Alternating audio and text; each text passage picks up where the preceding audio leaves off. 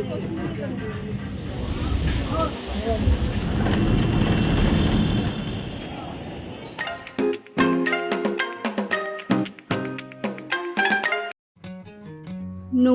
সবাইকে, আমি পিকু।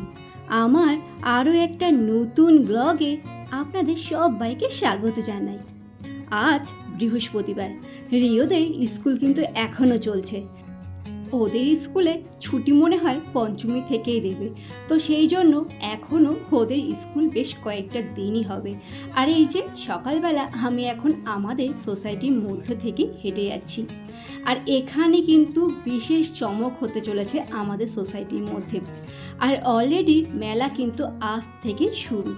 চলুন, ওকে আমি এখন বাসে করেই দিতে যাচ্ছি সকালবেলা। আর বর্তমানে আমরা কিন্তু বাসের মধ্যেই বসে আছি।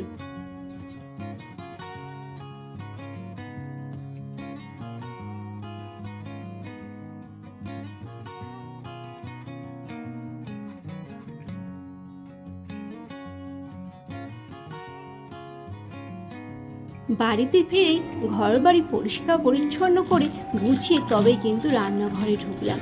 আর আজকে যেহেতু নিরামিষের দিন ভাবি কি বানাবো, তো সেই জন্য ঘরে কিছুটা ভেন্ডি ছিল, তো সেই ভেন্ডিটাই আমি ভেজে রেডি করে নিচ্ছি। আর যেহেতু সামনেই পুজো চলে আসছে, এখন কিন্তু আমি সেইভাবে বাজারও করা কম করে দিয়েছি, কারণ পুজোর সময় চারিদিকে ঘুরে বেড়াবো, তো ঘরের মধ্যে যা যা আছে সেগুলোই সব ম্যানেজ করার চেষ্টা করছি। তো গুড মর্নিং সবাইকে, আমি এখন রেডি হয়ে গেছি, এখন যাচ্ছি রিওকে স্কুল থেকে আনতে। আর বুঝতেই পারছেন কত আওয়াজ, আমার ব্যাগ সাউন্ড অনেক আওয়াজ হচ্ছে। আর মেঘলা মেঘলা আকাশ, মেঘলা বলছে, জানি না আবার তো বলছে পুজোর সামনে, সামনেই পুজো, বৃষ্টি হবে, বুঝতে পারছি না হবে কি হবে না। চলুন সময় থাকুন, সাথে থাকুন, দেখতে থাকুন। আর আমি এখন 11:30 বেজে গেছে, আজকে রিওকে স্কুল থেকে আনতে যাচ্ছি। আজকে মেনুতে আছে নিরামিষ মুগ ডাল, ভেন্ডি ভাজা, আর বানিয়েছি আলু পটল দিয়ে সয়াবিন দিয়ে তরকারি। বাস এই কটাই আজকে দিনের মেনু। বৃহস্পতিবারের মেনু বলতে আমার এটাই। চলুন খাওয়া দাওয়া শুরু করে আমার একটু বেরোতে হবে। আবার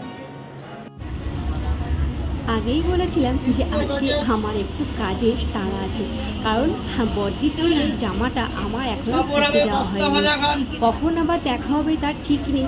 পুজোর সময় বাচ্চারা জামা পরবে না, ওর জন্য কিনেছি, তাই কখনো হয়, তো সেই জন্য দিদির বাড়িতে রেখে গেছি। আর আমি একাই চললাম বারাসাতে।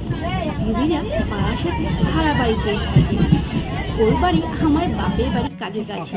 তো এই যে আমি এখন টোটোর মধ্যে বসে পড়েছি।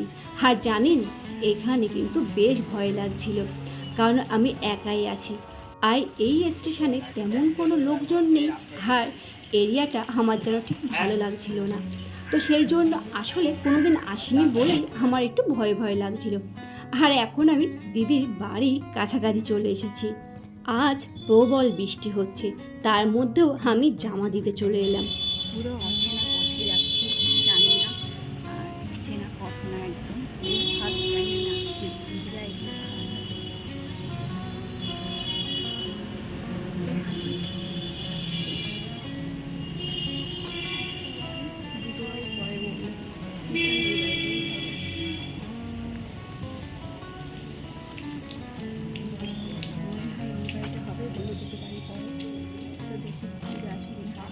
টাকা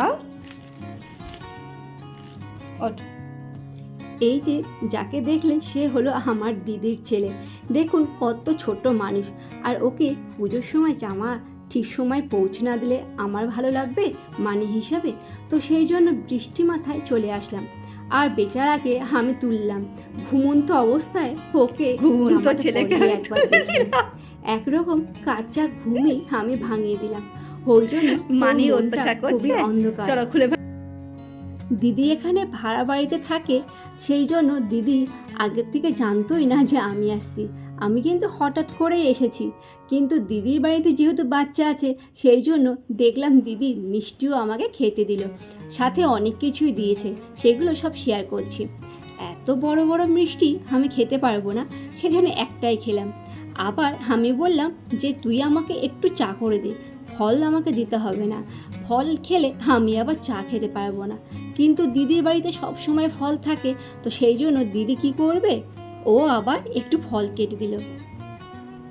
আমার বড়দি চাটা বেশ ভালো বানায়, মানে ওর হাতে দুধ চা আমার খেতে বেশ দারুণ লাগে।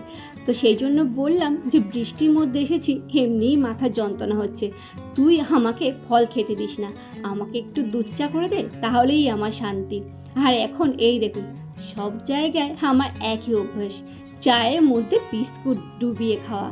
বাই বাইরে বাই করো, তুই কি এত ঘুম পাচ্ছে? হ্যাঁ, এই দেখুন, এখন আমি বারাসাত জংশনে দাঁড়িয়ে আছি, আর সন্ধেবেলা এখন কি ভিড় দেখতে পাচ্ছেন। আপ লাইনের জন্য এতটা পরিমাণে ভিড়, ডাউনে তেমন একটা ভিড় নেই। আর আমি কিন্তু লেডিসে উঠিনি, রাত্রি হয়ে গেছে যেহেতু, একা একা লেডিসে উঠতে আমার ভয় লাগে, তো সেই জন্য আমি জেনারেলেই উঠলাম। এসে শিয়ালদা বাজার কলকাতায় আমি ঢুকে গেলাম। আমার যেন কেনাকাটা এখনও শেষ হবে না, যতদিন পুজো চলবে ততদিন আমি শপিং করে যাব। আজও দুটো জামা কিনলাম, এই দেখুন, এই জামাটাও বেশ পছন্দ হচ্ছে, আবার এই জামাটাও বেশ ভালো লাগছে।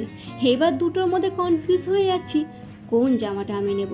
তারপরে আমার এই জামাটাই বেশ ভালো লাগলো। তো আমার ননদের মেয়ে আছে, তো তার জন্যে না নিলে হয়, সেও ছোট বাচ্চা, তো সেই জন্য তার জন্য একটা নিয়ে নিলাম।